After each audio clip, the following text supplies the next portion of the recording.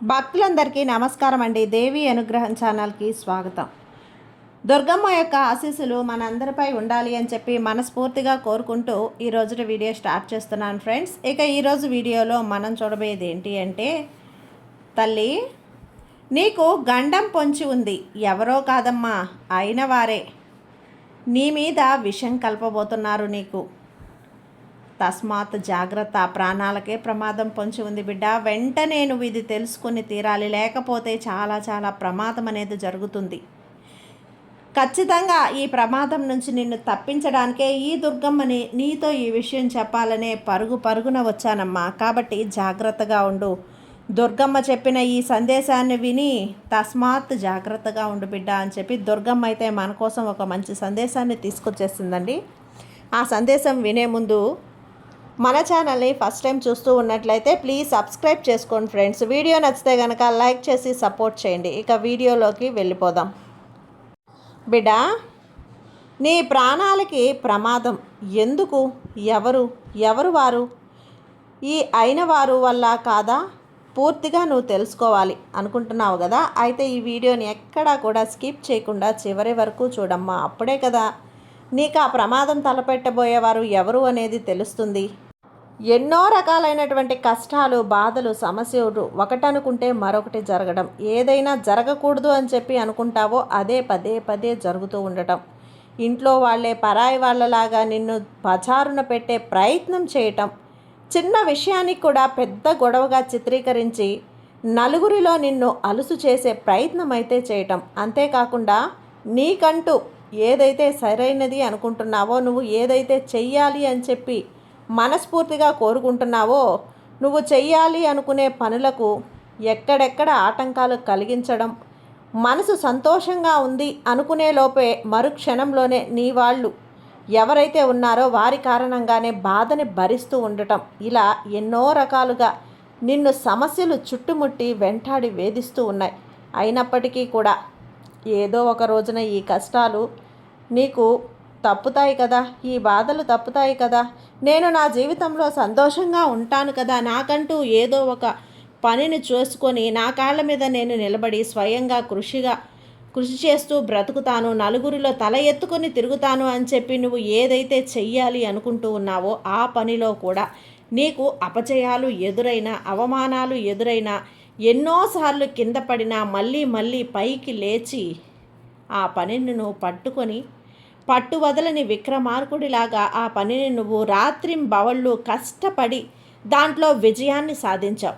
ఇలా నువ్వు ఏదైతే విజయాన్ని సాధించావో ఆ విజయం అనేది ఎవ్వరికీ కూడా తెలియకూడదని చెప్పి, ఇది నా పని, నేను మాత్రమే చేసుకుంటున్నాను, నాకు ఎవరి యొక్క పొగడ్తలు అవసరం లేదు, నాకు ఎవరి మెప్పు పొందనవసరం లేదు, ఒకరు చేయాల్సిన అవసరం అస్సలు లేదు, నాది నేను చూసుకుంటూ జీవితంలో ఒక్కొక్క మెట్టు ఎక్కుతూ నేను పైకి రావాలి అని చెప్పి నువ్వు అనుకుంటున్నంటే ఆ ఆకాంక్ష ఏదైతే ఉందో అది ఒక రోజున బట్టబయలైపోతుంది. ఈ విధంగా బట్టబయలైపోవటం వల్ల నువ్వు చేస్తున్నటువంటి పని ఏదైతే ఉందో ఆ పని మీద నువ్వు నీ వాళ్ళు అని చెప్పి నువ్వు ఎవరైతే అనుకుంటూ ఉన్నావో, నీ పతనం కోరుకునేవాళ్ళు, నీ శత్రువులు వాటిపై వారి విషపు దృష్టిని చూడటం మొదలుపెట్టారు. ఈ విషపు దృష్టి అనేది ఎంతలా నిన్ను దిగదార్చింది అంటే తల్లి, నిన్ను ఆ విషపు చూపు అనేది పనిపట్టి నీకు ఆసక్తిని తగ్గించేసింది నీ పని పట్ల. ఆ పని దగ్గరకు నీకు వెళ్ళాలంటేనే వెనకడుగు వేయాల్సిందే. ఆ పని చెయ్యాలి అంటే ఇంట్రెస్ట్ కూడా రావటం లేదు. ఈ పనిలో నీ పతనాన్ని వాళ్ళు పూర్తిగా ఆపేయాలి అని చెప్పి ప్రయత్నిస్తూ ఉన్నారు. ఎన్నో ప్రయత్నాలు తల్లి. వాళ్ళు ఇలా చేసిన దానికల్లా కూడా విఫలమైనప్పటికీ వాళ్ళు డైరెక్ట్గా ఏది చేయలేకపోతున్నారు.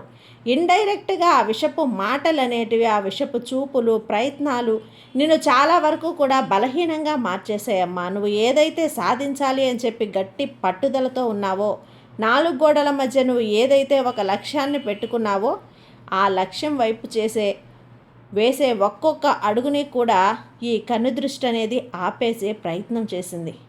ఆ కన్నుదృష్టి కారణంగా పూర్తిగా నువ్వు సాధించాలి అనుకొని చేస్తున్న పనిని కొండ అంచుల వరకు ఎక్కావు. అక్కడి నుంచి కొంచెం దూరం జారుకుంటూ మళ్ళీ పాతాలోనికి పడిపోయావు. ఇలా పడిపోయావు అని వారికి తెలిసినప్పటికీ కూడా వాళ్ళు ఏమీ చేసి తెలియనట్లుగా, ఏమీ వాళ్ళకి ఎరగనట్లుగా, వారు ఏది పట్టించుకోనట్లుగా, అసలు నీ ఆలోచనే వారికి లేనట్టుగా, నీతో అసలు మాకు అవసరం ఏముంది అన్నట్లుగా వారి యొక్క ప్రవర్తన అనేది నీ పట్ల ఉంది. ఇది కేవలం నువ్వు చేస్తున్న పనిని మీద ఆధారపడి ఉంది కాదు తల్లి. ఇది నీ ప్రతి కదలిక మీద. ఎందుకు అంటే, ఒక మనిషి ఒక్కసారి గొడవకి దిగాడు అంటే కనుక ఆ బాణం అనేది గోడకి తగలకపోవచ్చు, లేదంటే 100 సార్లు గురిపెట్టినప్పుడు 100లో 95% పడకపోయినా మిగతా 5 బాణాలు కూడా గోడకొచ్చి గోడని గాయపరుస్తాయి కదా. అలాగే ఇప్పుడు కూడా వాళ్ళ యొక్క చూపులు, వాళ్ళ యొక్క మాటలు, వాళ్ళ ప్రవర్తన ఏవైతే ఉన్నాయో అవి 100 సార్లు నిన్ను అన్నప్పటికీ కూడా 100 సార్లు తగలకపోయినా 10 సార్లు అయినా కానీ నిన్ను బాగా ఏకంగా నీ మీద ఎఫెక్ట్ అయితే తగిలింది అని చెప్పొచ్చు. దీని కారణంగానే మనసులో నువ్వు సంతోషం అనేది పూర్తిగా పోయింది. నీకు ఏ పని కూడా నీకు చెయ్యాలి అనిపించడం లేదు. చాలా విపరీతమైనటువంటి తలనొప్పితో ప్రతిరోజు కూడా నువ్వు నరకాన్ని అనుభవిస్తూ ఉన్నావు. తిండి కూడా నీకు సరిగ్గా సహించడం లేదు. కనీసం పడుకుంటే నిద్ర కూడా పడటం లేదు. బాధలు, హాయిగా బ్రతుకుదాము అని చెప్పి అనుకొని కాసేపు నిద్రపోదాంలే అనుకుంటే నిద్ర కూడా నీకు పట్టడం లేదు. నీ అయిన వాళ్ళే, అంటే నువ్వు నా అనుకున్న వాళ్ళే ఎవరైతే ఉన్నారో అటువంటి పరాయి వాళ్ళ విషపు చూపు అనేది నీ మీద పడింది. ఇది నిన్ను 4 రోజులుగా కూడా నాశనం చేసేస్తుందమ్మా. నీ వృత్తిపరంగా కూడా నాశనం చేస్తుంది. ఇటు నిన్ను మానసికంగా, కుటుంబ పరంగా, శారీరకంగా ఎన్ని రకాలుగా మనిషి మీద ఒకరి చూపు అనేది, మాట అనేది పడినప్పుడు ఆ మనిషి తన జీవితంలో ఎన్ని కోల్పోతాడో తెలుసా? ఎంత నరకయాతన అనుభవిస్తాడో తెలుసా? ఇటు సరైన వృత్తి లేక, వృత్తి అనేది కలిసి రాకపోవటం, ఆరోగ్యం అనేది సహకరించకపోవటం, మానసికంగా కృంగిపోవటం వల్ల ఇలా ఇంట్లో గొడవలు, చికాకులు, భార్యాభర్తల మధ్య సమస్యలు, పిల్లలు చెప్పిన మాట వినకపోవటం, తరచుగా ఇంట్లో పెద్ద పెద్దగా అరుపులు, కేకలు, దీనివల్ల నలుగురిలో పరువు నష్టం, ఇవన్నీ కూడా కేవలం వారి చూపు వల్ల మాత్రమే పడుతున్నాయి. నువ్వు గ్రహించలేకపోతున్నావా బిడ్డ? లేదా గ్రహించి చేసేదేముందిలే అని చెప్పి సరిపెట్టుకుంటున్నావా? ఏది ఏదైనప్పటికీ కూడా బిడ్డ, ఒక్క మాట చెప్తాను, జాగ్రత్తగా విను. నీ చిన్న జీవితం, ఈ చిన్న జీవితం అనేది ఎప్పుడు ఏ విధంగా ఎలా పోతారో ఎవ్వరికీ తెలియదు. నీటి మీద బుడగలాంటి ఈ జీవితానికి ఎన్నో ఆంక్షలు, ఆటంకాలు, డబ్బు మీద ప్రీతి, ప్రాణం మీద ప్రీతి, ఆరోగ్యం మీద ప్రీతి, శరీరం మీద ప్రీతి, వయసు మీద ప్రీతి, మనుషుల మీద స్వార్థం, ఈర్ష్య, అసూయ, కుట్ర, ఇటువంటివన్నింటితో కూడా మానవుని యొక్క మనసు నిండిపోయి ఉంటుంది. కానీ ఎప్పుడైతే ఆ యొక్క మనిషి మనసులో కల్మషం అనేది ఉంటుందో, ఆ పసిపిల్లల మనస్తత్వం ఆ యొక్క వ్యక్తికి ఉంటుందో, అయితే ఏది ఎంతవరకు నాకు దక్కాలో రాసిపెట్టి ఉంటే అంతవరకు మాత్రమే నాకు దక్కుతుంది. నాది కానిది నేను ఏ రోజు కూడా తాకను. నాకు అవసరమైంది నేను కష్టపడి సంపాదించుకుంటాను. ఆరోగ్యం కోసం నేను ఏదైతే ప్రయోగాలు చేయాలో, ఏవైతే పనులు చేయాలో, ఏవైతే ఒక క్రమశిక్షణగా పాటించాలో అన్నీ పాటిస్తాను. ఇది నేను చేయగలిగింది, చేసిన తర్వాత అంతా కూడా భగవంతుని మీద వదిలేస్తాను అని చెప్పి ఎవరైతే వారి జీవితాన్ని టిక్ టిక్ ఈజీగా తీసుకుంటారో వారి జీవితమే ప్రశాంతంగా ఉంటుంది. ఎవరైతే నేను ఇది చెయ్యాలి, అది చెయ్యాలి అని చెప్పి ఒక లక్ష్యాన్ని చేరుకోవాలి అని చెప్పి నాకంటూ ఒక పట్టుదల ఉండాలి, వారికంటే నేను గొప్ప స్థాయిలో ఉండాలి, వారికంటే నేను గొప్పగా సంపాదించాలి, వారి దగ్గర లేనిది నేను కొనుక్కోవాలి అని చెప్పి ఎవరైతే ఎప్పుడు వేరే వారితో పోల్చుకొని వారికంటే నేను గొప్పగా ఉండాలి అన్న ఉద్దేశంతో దూషిస్తూ ఉంటారో అటువంటి వారి యొక్క జీవితం ఎప్పుడు కూడా బాధగానే ఉంటుంది. ఎవరు నీ చెడు కోరుకునేది, ఎవరు నీ మంచు కోరుకునేది అని నువ్వు ఇదంతా కూడా జాగ్రత్తగా ఒక క్యాలిక్యులేట్ అనేది చేసుకోవాలి తల్లి. అలా చేసుకొని ఒక పుస్తకం మీద రాసుకో.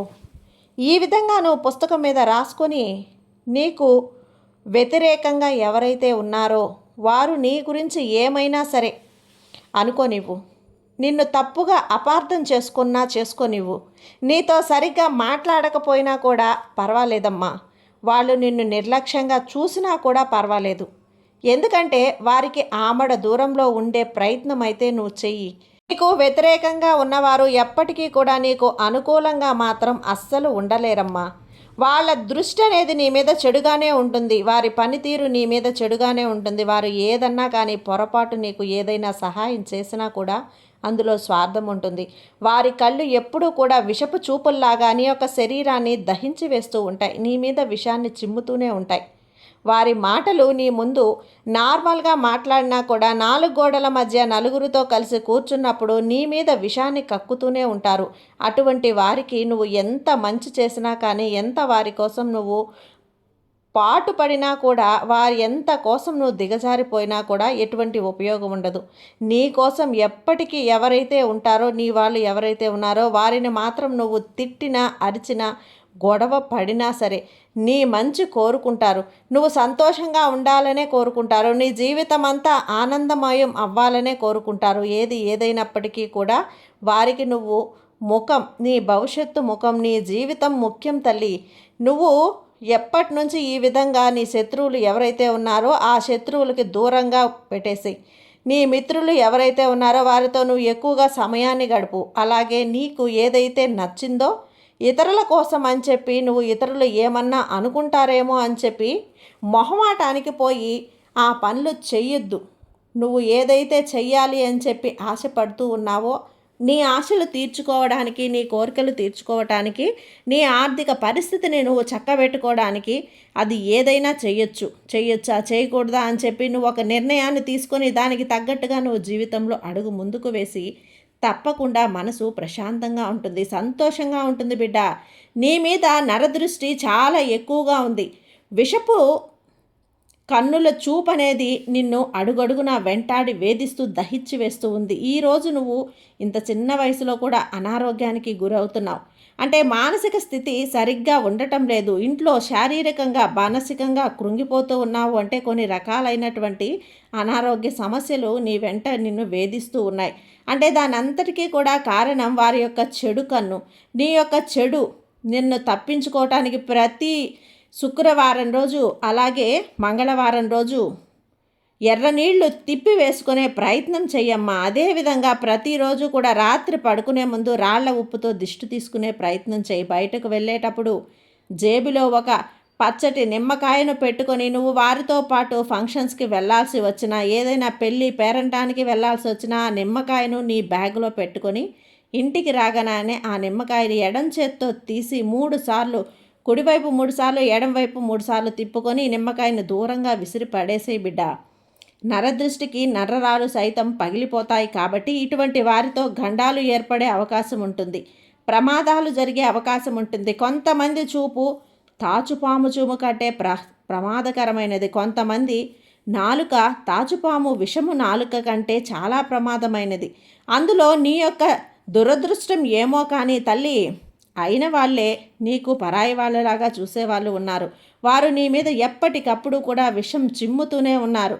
ఆ విషం నూరే పద్ధతిలో వారికి గనక నువ్వు చిక్కావు అంటే గనక నీ ప్రాణాలను వాళ్ళు హరించుకు వేస్తారు. అందుకే జాగ్రత్త, తస్మాత్ జాగ్రత్త. అటువంటి వారితో ప్రమాదం అనేది పొంచి ఉంది. ఎప్పటికప్పుడు కూడా మెలకువతోటి ఉండి జాగ్రత్తగా, తెలివిగా, ఆచితూచి అడుగు వేసే ప్రయత్నం చెయ్యమ్మా.